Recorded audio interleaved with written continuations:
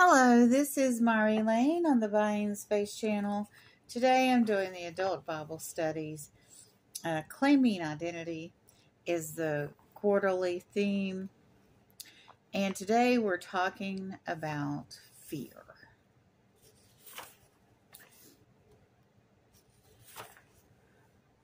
So we're on the September 8th lesson. And the purpose statement is to confront our fears and acknowledge our reliance on God to help us overcome them. And, I shouldn't have closed that. The potential readings for today were from Esther, the main Bible lessons on Esther. There were selections from Isaiah and Proverbs I could have selected. The rest of them are from the Gospels or from Psalms. And you all that know me know that I read from the Gospel on Wednesday at 5 p.m. And I read from Psalm, the book of Psalm, Saturday morning at 8. So I'm going to go ahead and select 1 Corinthians. I looked up whether I had read this part of 1 Corinthians. I have read all over 1st and 2nd Corinthians in my other Bible studies when I wasn't choosing Psalms or the Gospels or the books of the Torah. So, but I haven't read 1 Corinthians 10 and the last part of it. So here we go. All things are lawful for me, but not all things are helpful. All things are lawful for me, but not always things that edify. Let no one seek his own, but each one the other's well-being. Eat whatever is sold in the meat market. Ask no one questions for conscience sake. For the earth is the Lord's and all its fullness. And if any of those who do not believe invite you to dinner, and you desire to go, eat whatever is set before you, asking no questions for conscience sake.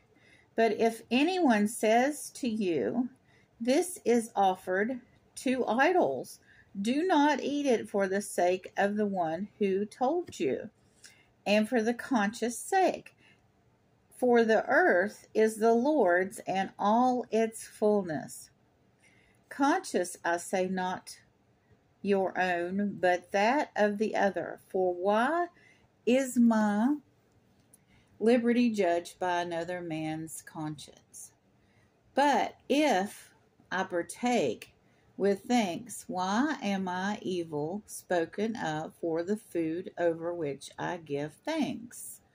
Therefore, whether you eat or drink or whatever you do, do all to the glory of God. Give no offense, either to the Jews or to the Greeks, or to the church of God, just as I also please all men with all things. Do not seeking my own profit, but the profit of many, that they may be saved. So a lot of these rules have to do with people living by the old covenant and the old laws. If you come to my Torah readings on Sunday night, you'll find out I'm going through all the laws and when they were established. And there are 600, and I believe 11 or 613, in addition to the 10 Commandments. But one of the things that Jews were not supposed to do was to eat meat offered by idols, to idols. The New Testament says, right here in 1 Corinthians, don't worry about it. You've given thanks for the food, and all belongs to God. So it doesn't matter if it was offered to idols or not. But if there's somebody there that's another believer and they're bothered by it, then don't eat it. Of course, they've ruined your party by bringing it up because they don't have the faith to know that all is God's. And it doesn't matter anymore because Jesus Christ died on the cross and shed his blood, and nobody has to live by those old laws anymore. The new covenant that Jesus gave us said love our neighbors and love God before all others. And if you do that, everything else will fall into place. All of those Old Testament laws that are not capital crimes did not matter anymore. Paul even says that you're circumcised by faith, so people don't have to be circumcised anymore. So a lot of these laws that were part of religion instead of being part of God's will or the Holy Spirit or Jesus Christ or spirituality were not really effective anymore because we still weren't trying to atone for our sins over and over and over. Once you become Christian, you're covered by the blood of the Lamb, and a lot of those old really fussy laws, like people even say that on the Sabbath you can't put your false teeth in. I mean, come on. And a lot of Jewish people still follow all of those old laws.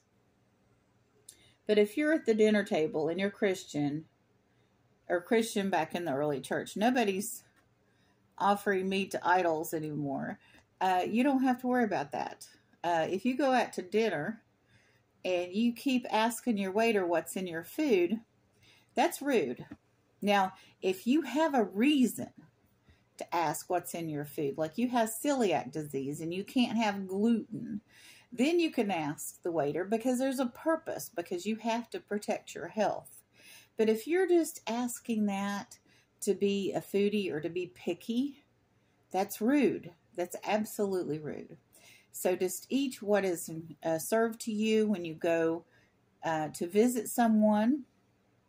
It's rude to refuse food. It's rude to ask what's in it.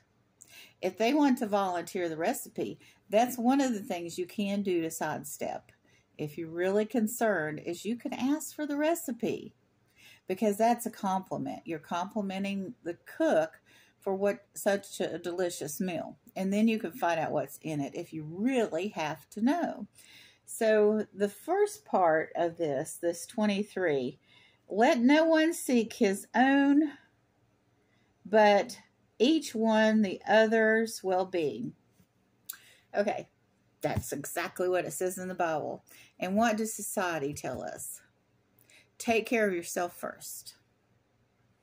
Now, the whole take care of yourself first, the majority of time does not work. You're supposed to be mindful of the well-being of everyone, including yourself. But you are not to be a selfish jerk. It says right here in the Bible, each one others' well-being, not your own. Now, if you're on an airplane and you're in a situation where the oxygen has gone out of the cabin, you do have to put that mask on yourself first, because you will pass out and you'll not be able to help someone else. That's a survival situation. That's different. But let's look at another scenario. Portable water is decreasing on our planet. We're poisoning it. The hotter temperatures are evaporating it more. The heat evaporates it, and the earth is heating up. So I don't want to debate any of that, but the earth is heating up. I don't think anybody can deny that. So, and the water is being poisoned. If you own land and you have cattle on your land, and there's one creek coming through your land, and it goes through the next neighbor's land, and it goes through the next neighbor's land. And let's say the next neighbor grows corn, and the water amount has decreased because the planet's changing. and you dam up that water just for your cattle, and your cattle have leftover water, you are not considering the well-being of others. That is not Christian. What you do is you go talk to your neighbor and say, okay, I'm not getting the same, we're not getting the same amount of water through here that we used to. We need to do something. So you figure out how much water he needs for his corn and how much water you need for your cattle. And let's say that third property belongs to a retired couple, and they need to survive. They're senior citizens, and they need enough water to drink. They need enough water to bathe, and they need enough water to keep their lawn green. And that's all they need water for. They don't even have a cat. They just need to survive for themselves and have a nice life. So you're going to have to sacrifice a little of your water. You're not going to be able to grow your herd, which is better than not having one at all. And your next neighbor, he needs water to grow the same amount of corn he's always grown. And the couple at the end, they need water to survive. And you can do all that. You might need to give some beef and dairy to the couple at the end. And the guy that grows corn, he can't grow more corn or other crops like he had planned. But he'll be able to grow the corn that he has. And he might help the couple at the end by giving them corn. But the little couple at the end, they might have to not have that green, lush lawn that they always dreamed of in their retirement. They're not going to have green grass, but they are going to have water to drink, and they are going to have water to bathe and flush. But they are not going to be able to have that little vegetable garden and that lush lawn and those pretty flowers because there's not enough water. And it's nobody's fault. There's not enough water for them to have that. But the next neighbor needs enough water to grow corn to help the whole community.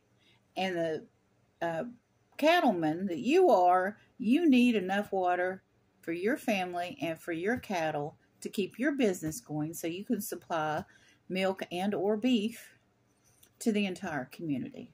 So people need to work together, and it says it right here in the Bible. A lot of people, if they're that cattleman, they're going to dam up that water and, oh well, to anybody else downstream. That's not Christian. That's not the way to be. Yes, if you need oxygen in an airplane situation, put on that mask first and then help everybody else put on a mask. Because if you die, you're not any help to anybody. It depends upon the situation. We are to use discernment as Christians, but our overall attitude in everyday situations is not this me first. There is so much selfishness in our society. This me first stuff is focusing on me having more money than anybody I know scenario is not Christian. Let no one seek his own, but each one the other's well-being. So this week's lesson is don't be rude at the dinner table and don't be selfish. Pretty much sums it up. And we aren't, see, this goes back to fear. I think a lot of people want to store up their own, want to put themselves first out of fear. You have a little trickle in of food, but you don't have food back. So you're less likely to share because you have fear that there won't be a grocery store next week or next month. A lot of stuff that's going on right now is based out of fear. A lot of people don't want immigrants coming into the United States out of fear. I believe they should come in legally, but I believe we need them. We absolutely need them. We need the labor. The ironic thing about all of that is people are afraid for immigrants to come in because there won't be enough for everybody. But if there's nobody there to harvest the crops, there won't be food for anybody. So we need the immigrants to help harvest the crops. So you're making what you're afraid of come true if you fight immigrants coming into the United States, because there won't be any food to serve, because there won't be anybody to work the fields. See the self-fulfilling prophecy that you're laying out for yourself? And all that is just hateful. The majority of these people from Central America, they're Christians. Majority of them are Catholic. Catholics are Christian. So why are we hating on them so much? They are Americans, because we have North America with Canada and the United States and Mexico, and we have Central America, and we have South America, and all those people are Americans, and the majority of them are Christian. Let's be Christian to them. Let's help them. And let's let them help us. It's pretty much a win-win. Yes, they need to be vetted. Yes, they need to be legal. Yes, they need to have their paperwork. And yes, we can weed out the ones that are felons from prisons. We can weed out the ones that are terrorists. We have a really good immigration service in the United States. And court judges that are in immigration that know what they're doing. Let's have faith in God, in knowing that He will protect us and provide for us. And also protect and provide those people that are coming in, because they're God's children too. And let's not let the politicians drive us crazy with fear. That's all they're doing. They're pushing your buttons of fear to make you hate on people, when you know being Christian is about loving other people. It's about helping other people. It's about thinking about everybody's well-being. You all have a wonderful and blessed day.